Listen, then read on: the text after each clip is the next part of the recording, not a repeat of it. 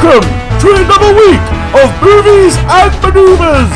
Please put your hands together for your host, Robbie C. Hey everyone, welcome to a new episode of Movies and Maneuvers, and today we're going to be talking about the first big event of 2019, New Japan's own WrestleMania. That's right, Wrestle Kingdom 13, the big one at the Tokyo Dome. This is a 9-match card and looked to be very, very good. So, let's get down to it.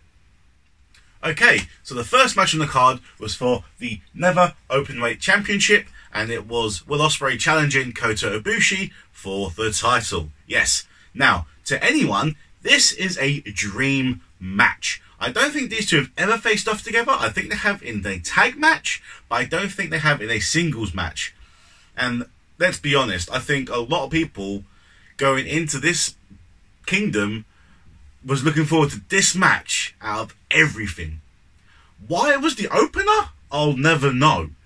But as it always is, Will Ospreay always kicks it up a notch, because we've seen it with his matches against Ricochet, we've seen it against his matches with AJ Styles, we've seen it against his matches with Kushida.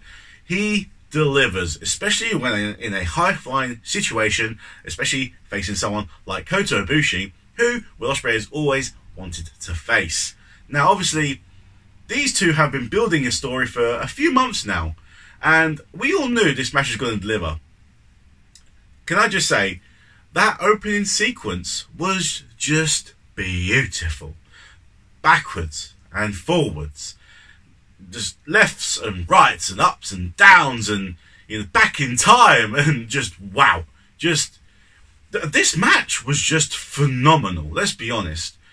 I mean, that moonsault to the outside was just a work of art. A work of art. Everything about this match was a work of art. It was just exciting beyond anything. Like, seriously, this was just... it was great. Let's be honest, it was great. The end of the match was a bit like, oh, an elbow to the back of the head. That's not a... I don't know what Will's doing there. It's a bit... maybe not. Don't know about that. I mean, just the storytelling in this match was great, but that ending, I don't know. Because we all know there's some things in wrestling you just shouldn't do, and that's one of them. Now, I don't know whether Kota is... I don't know whether it's a work or not, whether Kota is generally injured or not. But we will see. But we got a new champion in Will Ospreay. Of course we did. It's Will Ospreay. Someone who is no longer a junior. I don't think he's no longer a junior anyway. But he's definitely got a pivotal role in the company's future in New Japan. And I am more than happy to see him win every title going. Ospreay fanboy. Just saying. Yeah. Not biased though. Not biased one bit. Ospreay rules. So I gave this match a brilliant... well, I gave this match a 8.5 out of 10. Because I thought it was an amazing match, and it definitely got the blood boiling. Opener? Not so sure, but it definitely set the scale for the rest of the event. Moving on. Okay, so the next match is for the IWGP Junior Heavyweight Tag Team titles. Yes, the champions coming into this are Suzuki-gun in El Desperado, and Kanemaru versus Yorin Sho, Roppongi 3K, and Los Ingobernables de Japón in Bushi and Takagi. Now, I have not seen anything from Takagi yet, because I didn't watch wrestling at all last year. Him being the newest member of LIJ, this is the first time I witnessed him, and, it didn't disappoint.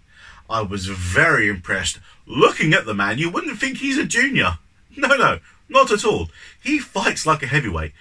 But you know what? He impressed me so much. So much. I was fully impressed. But anyway, going into this match, we saw it was mainly Suzuki-gun and Roppongi facing off, having it off in the ring, while Bushi and Takagi were just hanging around outside. Obviously doing the heel thing, letting them face off, being a bit relaxed in the outside, then coming in for the win. Do you know what? All three teams, of course, it's a junior heavyweight tag title match. You're going to get all three teams flying everywhere, and it didn't disappoint. It was a great match. A bit short, in my opinion. I think the match only lasted just over 10 minutes. But you know what? It did the job. It wasn't an amazing match. It was a good match. I was entertained. It just wasn't Wrestle Kingdom style, you know. Not Wrestle Kingdom. It was a great match. Just not amazing, you know. I, for one, am a Yo Show fan. They are on the meet list. I've yet to meet them. I've liked them ever since they debuted. I think just before last year's Wrestle Kingdom, if I am remembering that correctly. They debuted, I think, at King of Pro Wrestling in December of 2017. I could be wrong. But they have impressed me since they've come to New Japan, since they've gone to the roster, since they've gone to Chaos, and they continue to impress me. And I think they're 3 or 4 time champions now. So even though they've been there a short time, they've had multiple title reigns already. Calm it down, fellas. You're going to be there for a long stretch. Desperado and Kanemaru always continue to impress me because Suzuki Gun are just amazing, a faction as a whole. And you know what? They had the titles going into it. Well done on them because, you know, they deserve it. They're good at what they do. But walking out champions are LIJ, and of course, they are amazing. Of course they are. It's LIJ. So this is the one of 3 matches tonight LIJ are in, and all 4 titles. Could they have a full house? I wonder. But again, Takagi definitely impressed me the most in this match. He stormed it. So, what did I give this match? I gave this match 6.5 out of 10. Because that's what I believe. It was short, it was sweet, but it was impressive. 6.5. Next match. Okay, so the next match on the card is for the Revolution Pro Heavyweight Championship. Yes, one of my local promotions, second to Progress. Sorry, man. Sorry.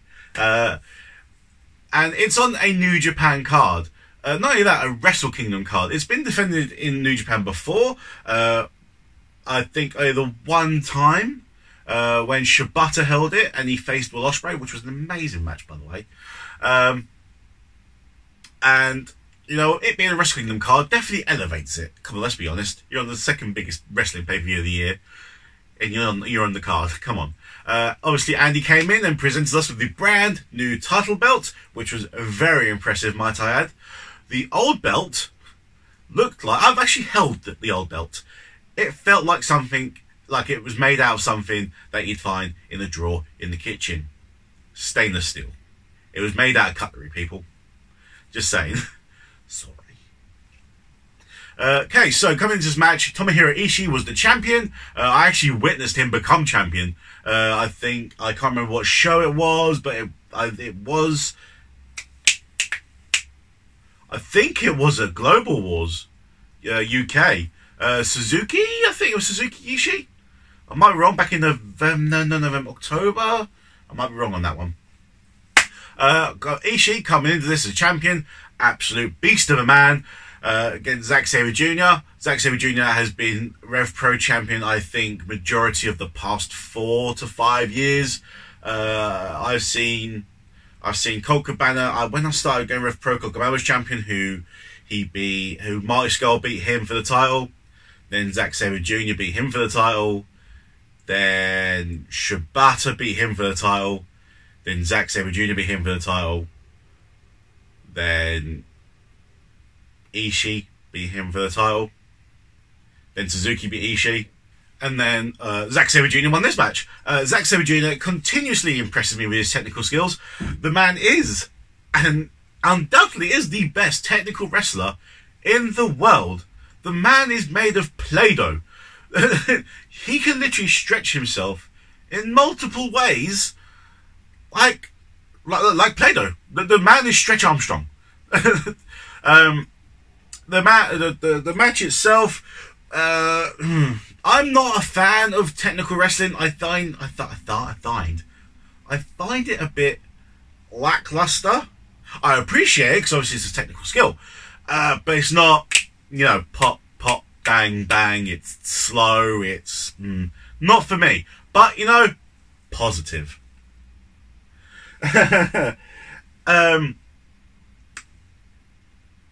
Zack Sabre Jr. won the match, like I just said, of course, and yeah, it was right. It was a good match. Wasn't amazing. Again, seems to be a trend with this year's Wrestle Kingdom, but you know what? It did the job. I was okay with it. So we're gonna rank it 5 out of 10. You see how we started off well, and now we're just going downhill at this point. Yeah. Next. Okay, so the next match was for the IWGP Heavyweight Tag Team Championships. We had the Guerrillas of Destiny, Bullet Club coming in as champions, Tangaloa and Tamatonga, facing off against Los Ingobernables de Japón in Evil and Sanada.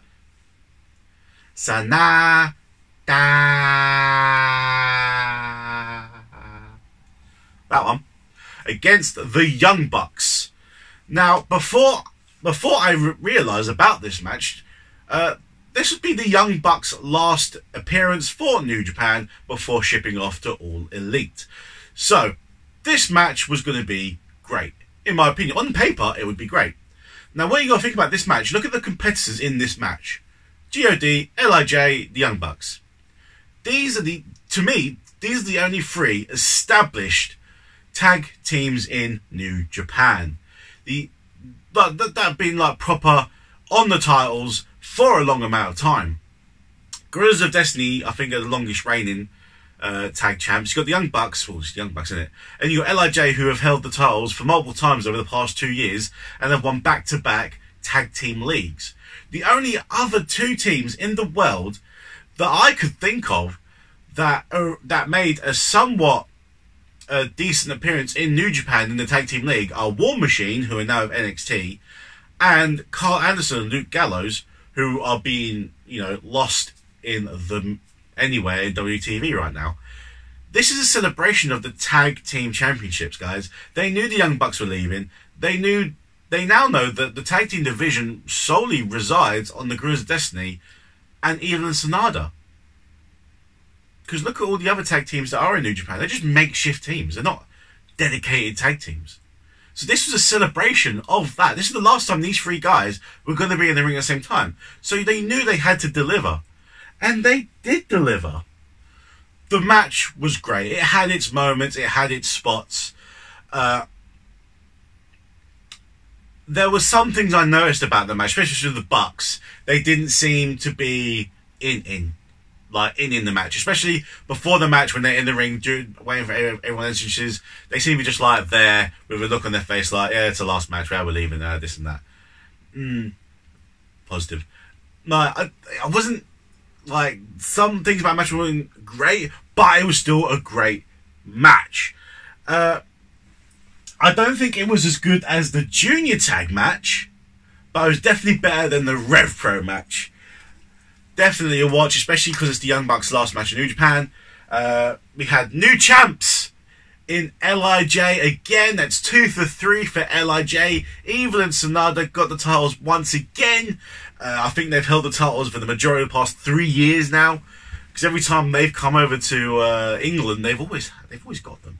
But I'm going to give this a 6 out of 10. You see, look, we're still on mid-10s at this point, going through to the middle of the card. Hopefully, let's see if it improves. Next, we have Juice Robinson versus Cody Rhodes for the IWGP United States Heavyweight Championship. Now, going into this match, we knew Cody was injured. We knew this was his only match he was doing for a long period of time before he went for surgery. We knew he had to do this last match at Kingdom because it was his last match for New Japan. This match was nothing special because of said injury. Juice did most of the work. It was a short match. It was a sweet match. I think Brandy was very entertaining in her role. Brandy's always very entertaining in her role. She's always entertaining in her role. Oh, stop that. Do you know what? Brandy Rhodes gave an excellent spear. A brilliant spear to Juice Robinson. You know what? It was great. I think Brandy Rhodes was man of the match. Woman of the match. Because she was the most entertaining part. Like I said, it was short and sweet. There were a few false finishes here and there, which are quite exciting. But like I said, it was nothing special. You know, Cody's injured and all that. What I liked most about this match was the story that was told. Cody debuted for New Japan 2 years prior to this at Wrestle Kingdom against Juice Robinson. Dusty's kids, the son of the American Dream versus Juice Robinson, who Dusty Rhodes trained at NXT for a long period of time. This is why it happened. In the match 2 years ago, Wrestle Kingdom 11, Juice put Cody over. So it was only right for Cody leaving the company to put Juice over and make him the United States champion. Yes, good story there. That's what I liked about it the most. However, the match being a bit lackluster, had to mark it down, I'm afraid. So, a 3 out of 10. Sorry, guys. I know. But, you know, the only way is up, baby. It's you and me, yeah. The only way... Stop that. Next, we have Kushida versus Ishimori, Bone Soldier, for the IWGP Junior Heavyweight Championship. Okay, so, that entrance, right? The kid. The Kushida kid with the Kushida head. That was all levels of freakiness. That Kushida head was like too real. It was like a big head. It was weird. Did you notice that when Kushida grew up, he had a change of clothes? That was weird. Also, big pot for the Back to the Future reference. Was that Taguchi's Doc Brown? I think it might have been. But you know, great entrance from Kushida. And you know, Kushida always puts on stellar matches. This will be the first time I've seen anything from Ishimori. Like I said, I hadn't watched wrestling last year, so he's been brought in as the new Bone Soldier. And you know what? He impressed me a lot. And the match was great. The match was brilliant. You know, Ishimori came out of the gates flying. He was persistent. He wanted to win this match. He wanted to beat the face of the juniors.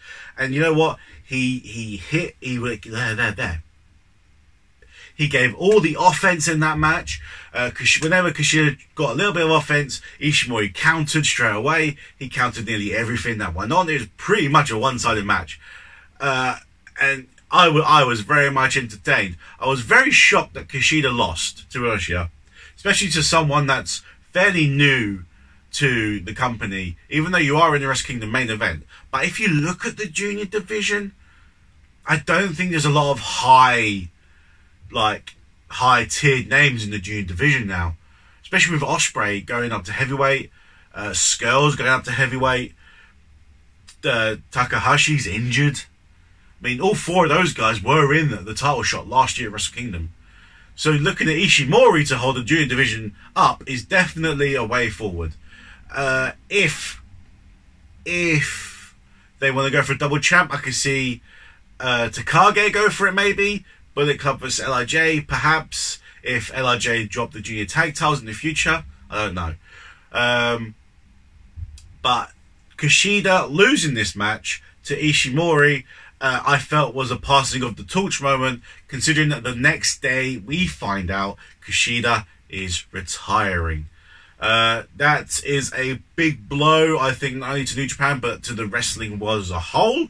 Kushida, who I've met multiple times, such a nice guy, definitely has heart and soul and loves this business, especially the junior division at any scale.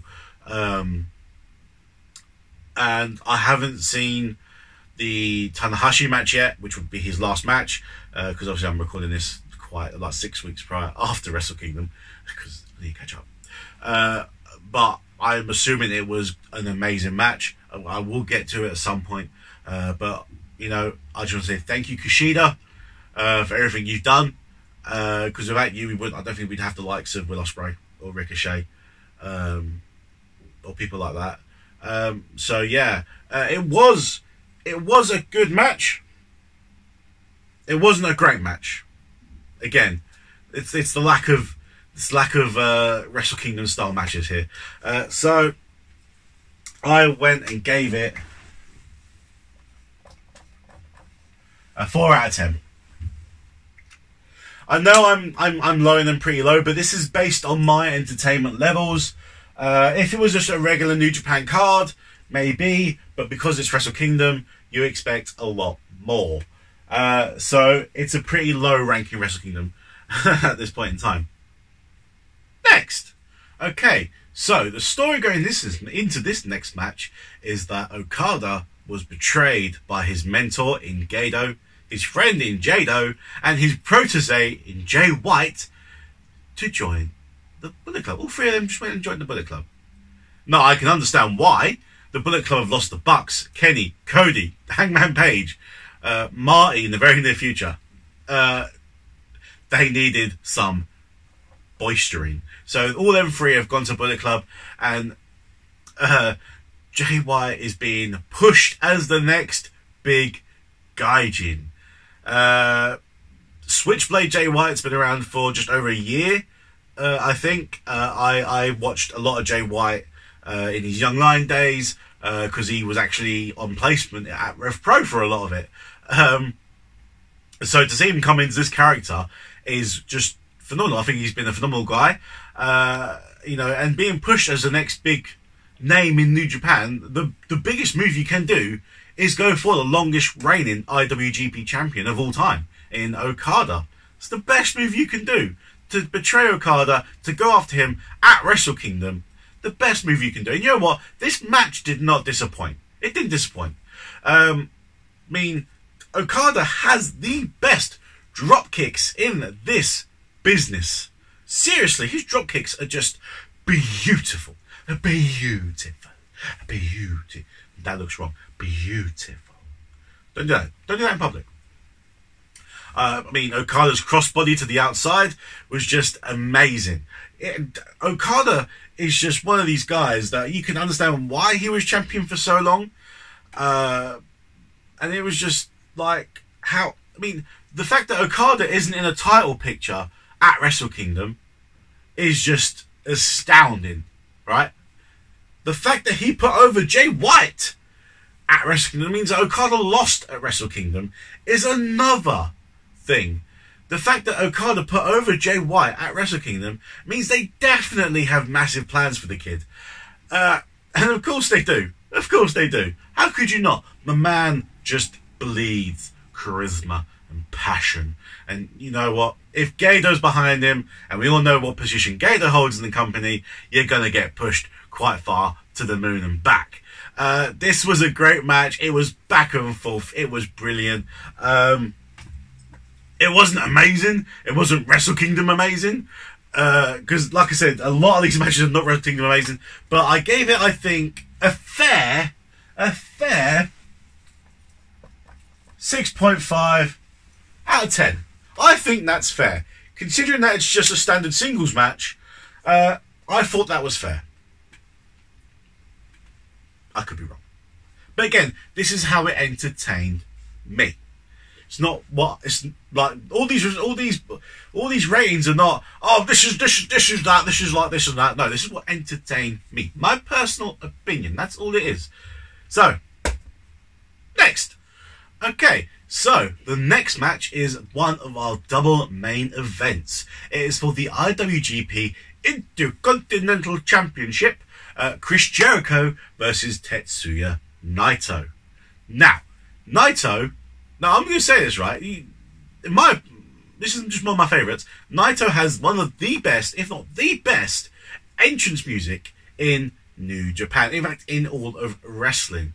It just gets you pumped, especially when the crowd start chanting Naito's name.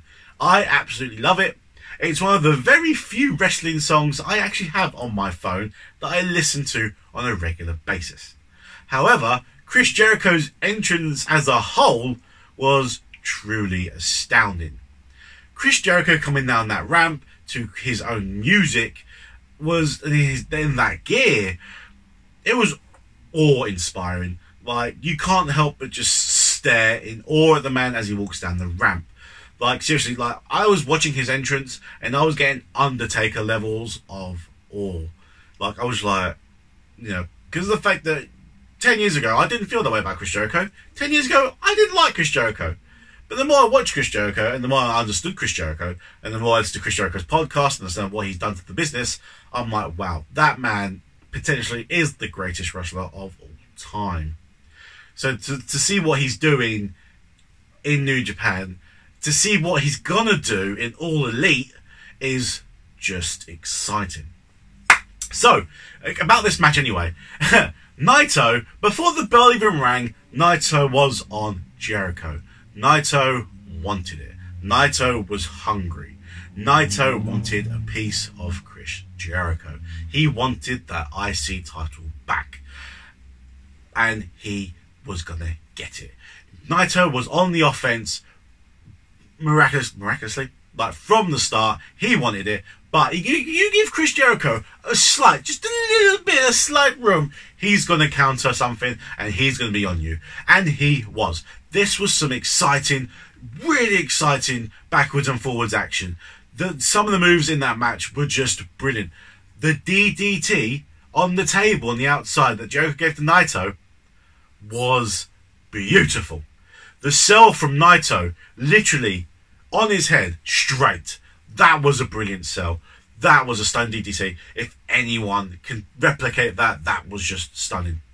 But that was one of the highlights of that match anyway. Naito's own code breaker to Jericho. It's always fun to see someone use their opponent's finisher. It's like, oh, can they do it better than the original? Oh, can this and that? And it was. It was a beautiful code breaker. Has Jericho had a match in New Japan where it wasn't no DQ? I'm not too sure. He had Evil a couple months back. Was that no DQ? I'm not too sure. Yeah. Anyway, of course, Jericho using weapons. What's the first weapon he gets? WWE mentality. A kendo stick. Because kendo sticks are always fun, guys. So much fun. Positive.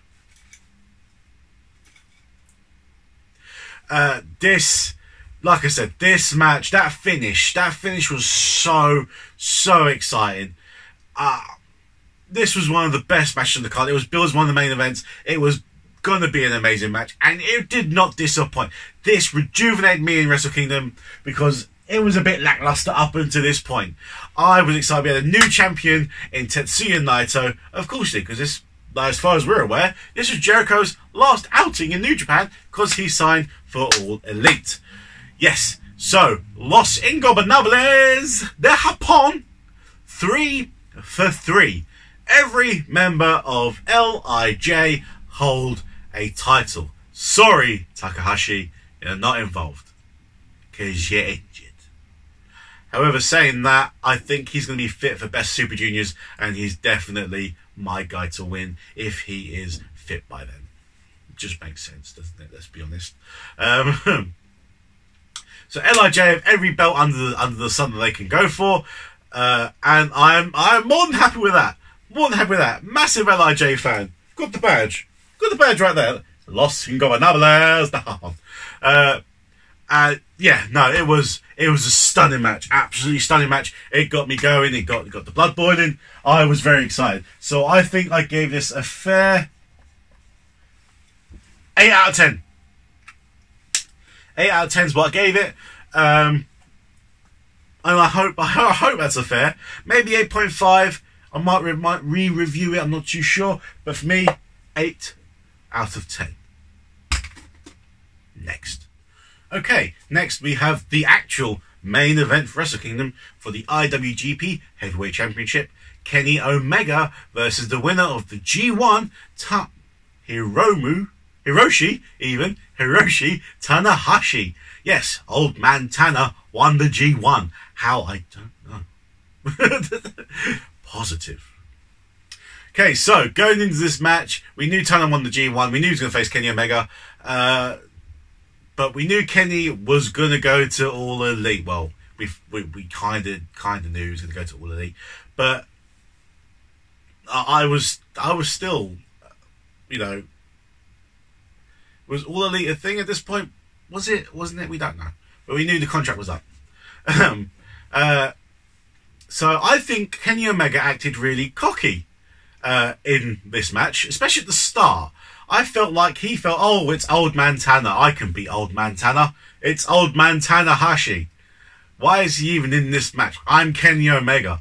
Like, I thought he was really taking, like, you know, being a bit over... No, what's the word I'm looking for? Overzealous, perhaps? Yeah. Yeah, overzealous on the match as a whole. And he should be. Kenny Omega had the offense for a good chunk of the start of that match. That moonsault off of the barrier was just amazing. Classic Omega. We've seen it in every match he's had against Okada. And he didn't disappoint in this match against Tanner. We saw the moonsault off the barrier. It was beautiful. The Terminator, not so much. Tanner didn't catch him. Omega felt flat on his back on the ramp. That's what you do for going with Old Man Tanner. But the match changed. The match changed as soon as Tanahashi got that dragon corkscrew in the corner on Omega, and then they went for the injury angle with Omega's knee. Tanner kept on going for Omega's knee, which had injured in the match, and you know what? It was a good story. It was your classic. It was a classic story. Oh, work the knee, work the back. Obviously, no, Tanner has a previous history with backs or back injuries. So Kenny was working the back. Then Tanner was working Kenny's knee, and that's where they were going with each things. I think it dropped in the middle of the match. You gotta think this match, I think, went on for 50 minutes. But I think the last 15 minutes of the match was pure enjoyment. It was backwards and forwards. It was high spots. It was mat wrestling. It was everything you could think of. I think there was a table spot in there somewhere. I'm watching it bit by bit throughout the week, guys. I'm sorry. It's just all a bit, ooh. And staring in this bright light's making me go a bit hazy. This was definitely the match of the night. And you can tell it was match of the night purely by they were just throwing everything at it. And you know what? I was disappointed in the result. Because Kenny Omega, who was chasing the title for so long, finally getting the title, finally getting to Wrestle Kingdom, and he loses it in the main event to Old Man Tanner. I don't know where they're going with Old Man Tanner. I mean, the man's pretty, like, he's in his, I want to say he's in his retirement run now, but I don't think he's going to leave for a long time. I mean, this is his 8th title run. Seriously. He is the John, I don't want to say he's the John Cena of today, of New Japan. I think that's more Okada. Who would I give Tanner to? Triple H? No. Randy Orton? No. I don't know. It's odd. It's an odd one. But like I said, I don't know where they're going with Tanahashi. It just, you know, they want to take New Japan global. Yeah, they keep on going to the old guys. It's a difficult one. But you know what? Tanner pulled out the bag. He took Omega to the limit. And he beat Omega. So I can't really argue with the guy. I mean, Tanner is definitely entertaining. He puts on an amazing sling blade. I do love Tanner's sling blades, I must admit. But that finish was just exciting, unpredictable. You didn't know which way it was going to go. It was thoroughly enjoyable. So, you know, I would have given it a 10. I would have given it a 10. But it was purely because of the result of the match I didn't like. I know. So I gave it a 9.75 out of 10. Sorry guys. I know. But yeah, 9.75 for me. Oh, sorry. But yeah, no. It was definitely a cracking match. Especially when you got to follow something like Chris Jericho and Naito, you had to do something special. But of course, Tanahashi then goes on, puts on the belt, and then he does his air guitar thing, and he has a big massive speech, which none of us can understand because it's in Japanese. Yeah. Yeah, that thing. Right. So, I suppose I need to rate Wrestle Kingdom as a whole. I mean, it's hard, really. It's really hard because it's proper bookended. I mean, the opening match, you'd think, would set the tone for the show, but it didn't. The opening match was just phenomenal, and it was phenomenal. But it just dipped and dipped and dipped some more. It got really bad in the middle. Sorry. And then it started to pick up at the end. For Wrestle Kingdom, it's not good. 12 was phenomenal, 11 was phenomenal, 10 was phenomenal, 9 was phenomenal, 13 I think's been a pretty poor Wrestle Kingdom. But I think you gotta look at the bigger picture. You're losing Omega, you're losing Cody, you're losing the Bucks, you're losing your main gaijin stars. Like, it's not just one or two, it's a lot of them. And then, like, you know, in the pre-show you had Skrull and Hangman Page, and they're going. You know, you had injuries, like Takahashi's injured.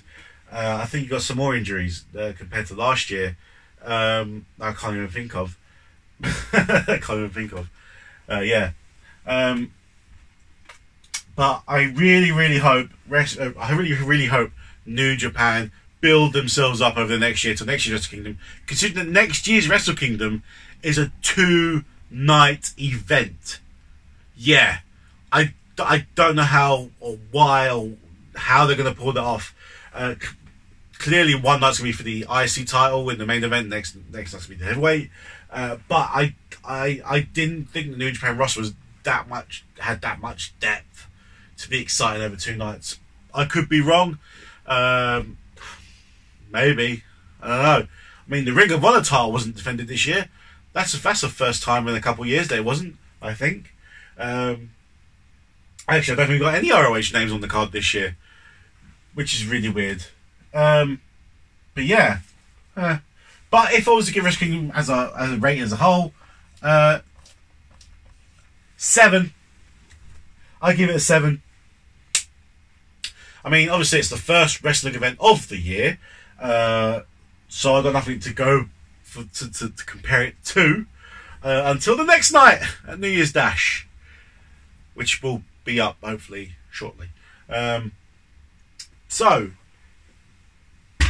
now I've actually reviewed the event. Did any of this make it on to here?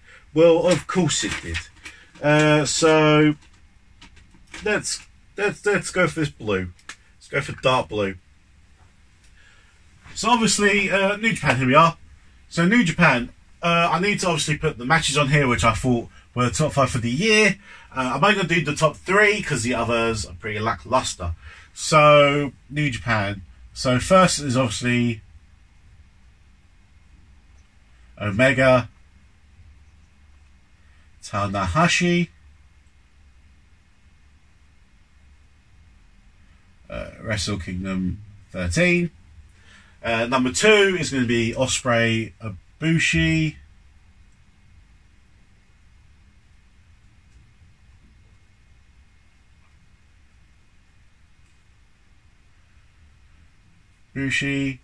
Wrestle Kingdom 13. And the third is going to be, obviously, Jericho versus Naito. So, Jericho, Naito, Wrestle Kingdom 13. And obviously, the events I think were best. Obviously, I'm going to put Wrestle Kingdom 13 since it's the only one.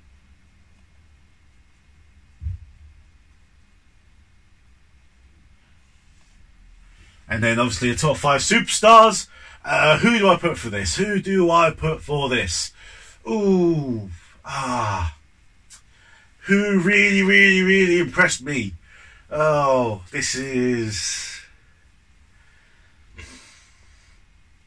Who impressed me? Who impressed me? Who impressed me? I think Will Ospreay's definitely number one, because I'm a fanboy and I'm trying to be unbiased. I'm trying to be unbiased, but it's not working. Then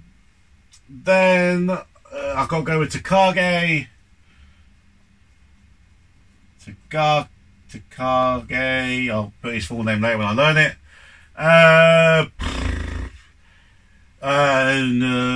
Naito, I think would definitely go for number 3. Ishimori, number 4. And who else really impressed me? I need a 5th spot. Who else really impressed me in this card? We'll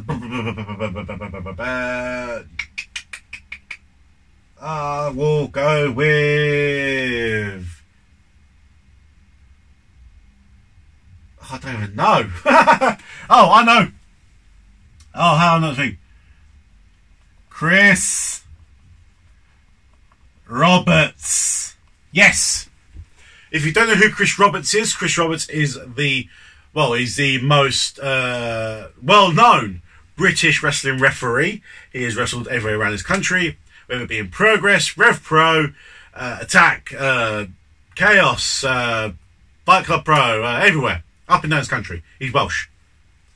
Just because apparently that's important. But seeing Chris Roberts referee the Rev Pro match, and he actually refereed a match at New Year's Dash, it gave me the biggest pop of the night, believe it or not. Seeing Chris Roberts referee a match at Tokyo Dome gave me the biggest pop of the night. Well done, Chris Roberts! Well done, you cheeseboard wanker! Yeah, so these are the 5 superstars. So Will Ospreay, Takagi, Naito, Ishimori, and Chris Roberts are my top 5 superstars of the year going so far for New Japan. And then obviously Kingdom is like the only event so far, so it's my top event.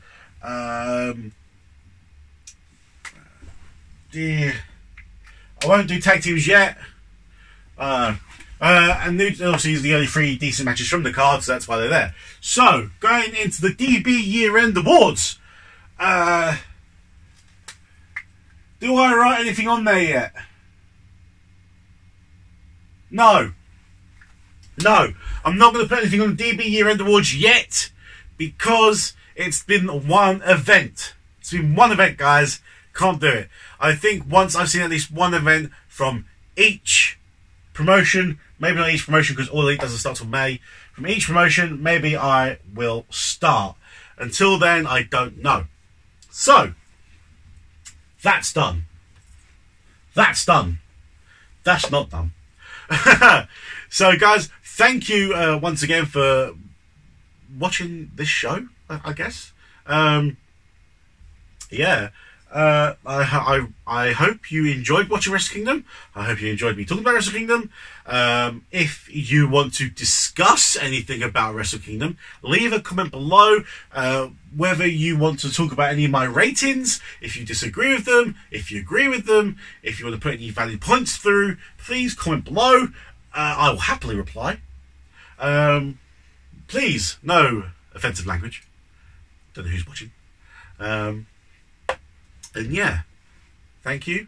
See you next time for New Year's Dash. Hopefully it'll be up in the next couple of days. I'm actually recording this video on February the something. I don't know what day it is. I think it's the 17th.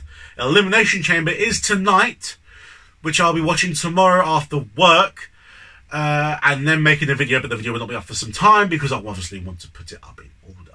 Yes, so the video for New Year's Dash will be up this week at some point. The same for Impact Homecoming, which is the next event after that. And they're only like 2 hours each, so it shouldn't be that long. Well, this was a 5-hour event. Yeah. Just so everyone understands, I work a 70-hour week, 6 days of the week. It's very hard for me to watch all this wrestling, make a video, edit it, and put it up, whilst also having a little bit of social life, relaxation, and acquired sleep. Death will be of me. Yes, so sorry about that. So thank you once again. This has been me, Robbie C, at Wrestle Kingdom 13 for New Japan, and boom. There's. Hi everyone. everyone. Thanks for watching the video. Always remember, always show your appreciation to all the performers that have entertained you. Subscribe, share, comment. Don't be a dick. Smile. You never know what help it could lead to. Thanks, guys, and please enjoy.